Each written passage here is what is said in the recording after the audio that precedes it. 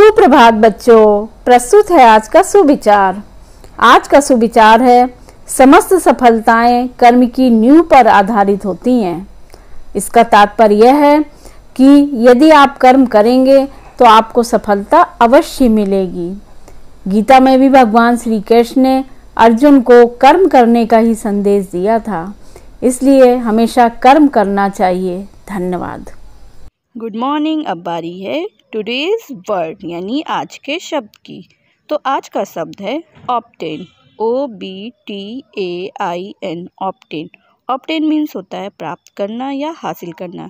आइए इसके कुछ सेंटेंस देखते हैं। She worked hard to obtain his objective, उसने अपना उद्देश्य प्राप्त करने के लिए कड़ी मेहनत की। दूसरा सेंटेंस है where can I obtain that book, मैं वह पुस्तक कहाँ से प्राप्त कर सकता हूँ। Thank you. Good morning.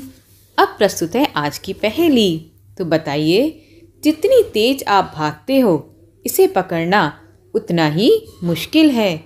बताओ वो क्या है? सोचिए, जल्दी से सोच के बताइए। ओ नहीं पता? इसका सही जवाब है सांस।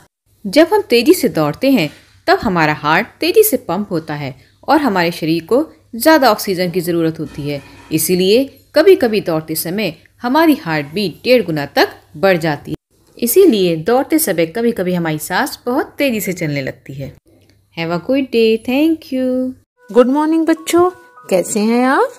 प्रस्तुत है आज का इतिहास, हिस्ट्री ऑफ द डे। 1924 में आज ही रेडियो समय संकेतक GMT का पहली बार प्रसारण रॉयल ग्रीन बीच से हुआ। 2007 में आज ही भारतीय मूल की सुनीता विलियम्स अंतरिक्ष में सबसे अधिक समय बिताने वाली महिला बनी। धन्यवाद। सुप्रभात। आज के विशेष में हम सुनीता विलियम्स के बारे में जानेंगे। सुनीता विलियम्स अमेरिकी अंतरिक्ष एजेंसी नासा के माध्यम से अंतरिक्ष जाने वाली भारतीय मूल की दूसरी महिला हैं। वह भारत के गुजरात के अहमदाबाद से ताल्लुक रखते हैं। इन्होंने एक महिला अंतरिक्ष यात्री के रूप में 195 दिनों तक अंतरिक्ष में रहने का विश्व कीर्तिमान स्थापित किया है। इन्होंने कुल मिलाकर 321 दिन, 17 घंटे और 15 मिनट अंतरिक्ष में समय बिताया है। धन्यवाद। नमस्कार। आज की प्रश्नोत्तरी आधारित है देश और उनकी राजधानियों पर। पहला प्रश्न है, कुवैत देश की राजधानी कौन सी है? उत्तर है कुवैत सिटी। कुवैत पश्चिमी एशिया में स्थित एक संघ प्रभु अरब अमीरात है, जिसकी सीमा उत्तर में सऊदी अरब और पश्चिम में इराक से मिलती है। प्रश्न 2, सीरिया देश की राजधानी कौन सी है? उत्तर है दमिश्क।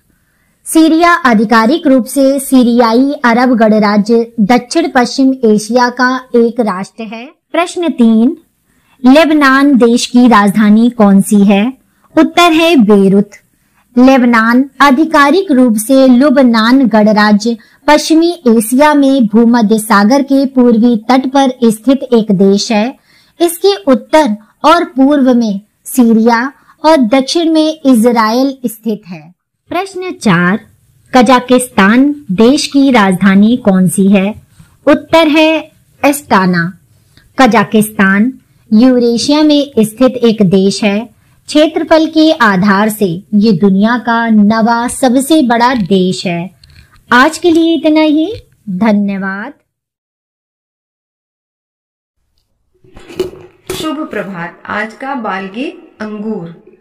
गुच्छे में है अंगूर आते, सबके मुंह में पानी लाते, बहुत रसीले हमें रिझाते, छूते ही झट से गिर जाते, लगते हैं मोती के जैसे, जल्दी से माँ दे दो पैसे। धन्यवाद। Good morning students. आज की बाल कहानी का शीर्षक है हिम्मत मत हारो। तो चलो शुरू करते हैं। एक दिन एक किसान का बैल कुएं में गिर गया। वह बैल घंटों जोर जोर से रोता रहा और किसान सुनता रहा और विचार करता रहा कि उसे क्या करना चाहिए और क्या नहीं। अंततः उसने निर्णय लिया, क्योंकि बैल काफ़ी बूढ़ा हो चुका था, अतः उसे बचाने से कोई लाभ होने वाला नहीं था और इसीलिए उसे कुएं में ही दफना देना चाहिए। किसान ने अपने सभी पड़ोसियों को मदद के लिए बुलाया। सभी ने एक एक फावड़ा पकड़ा और कुएं में मिट्टी डालनी शुरू कर दी। जैसे ही बैल की समझ में आया कि यह क्या हो रहा है, वह और जोर जोर से चीख चीख कर रोने लगा और फिर अचानक वह आश्चर्यजनक रूप से शांत हो गया। सब लोग चुपचाप कुएं में मिट्टी डालते रहे। तभी किसान ने कुएं में झांका तो वह आश्चर्य से सन्न रह गया। अपनी पीठ पर पड़ने वाले हर फावड़े की मिट्टी के साथ वह बैल एक आश्चर्यजनक हरकत कर रहा था। वह हिल हिल कर उस मिट्टी को नीचे गिरा देता था और फिर एक कदम बढ़कर ऊपर उस पर चढ़ जाता था। जैसे जैसे किसान तथा उसके पड़ोसी उस पर फावड़े से मिट्टी गिराते रहे, वैसे वैसे वह हिल हिल कर उस मिट्टी को गिरा देता और एक सीढ़ी ऊपर चढ़ जाता। जल्द ही सबको आश्चर्यचकित करते हुए वह बैल कुएं के किनारे पर पहुंच गया और फिर कूदकर बाहर भाग गया। तो ध्यान रखो, तुम्हारे जीवन में भी तुम पर बहुत तरह की मिट्टी फेंकी जाएगी, बहुत तरह की गंदगी तुम पर गिराई जाएगी। जैसे कि तुम्हें आगे बढ़ने से रोकने के लिए कोई बेकार में ही तुम्हारी आलोचना करेगा, तो कोई तुम्हारी सफलता से ईर्ष्या के कारण तुम्हें बेकार में ही भला बुरा कहेगा। ऐसे में तुम्हें हतोत्साहित होकर कुएं में ही नहीं पड़े रहना है, बल्कि साहस के साथ हिल हिल कर हर तरह की गंदगी को गिरा देना है और उससे सीख लेकर उसे सीढ़ी बनाकर बिना अपने आदर्शों का त्याग किए अपने कदमों को आगे बढ़ाते जाना है। ओके बच्चों, थैंक यू। नमस्कार। आज मोटिवेट योरसेल्फ का विषय है पूर्व ज्ञान के अनुरूप शिक्षण। इस कॉन्सेप्ट को समझने के लिए एक प्रशिक्षण में हमें एक चार्ट पर एक पैराग्राफ पढ़ने को दिया गया, जिसमें कुछ टर्म्स अंग्रेजी में लिखे थे। सबने उसे पढ़ा पर किसी को उसका सही अर्थ समझ में नहीं आया। फिर प्रशिक्षक द्वारा यह बताया गया कि वो पैराग्राफ यांत्रिक विज्ञान से संबंधित है। उन्होंने एक एक करके सभी नए टर्म्स को एक्सप्लेन किया। फिर से हमें उस पैराग्राफ को पढ़ने को कहा। दूसरी बार जब हमने उसे पढ़ा तो हमें आसानी से समझ में आ गया। इस तरह हमने पूर्व ज्ञान के कॉन्सेप्ट को प्रत्यक्ष रूप से अनुभव किया।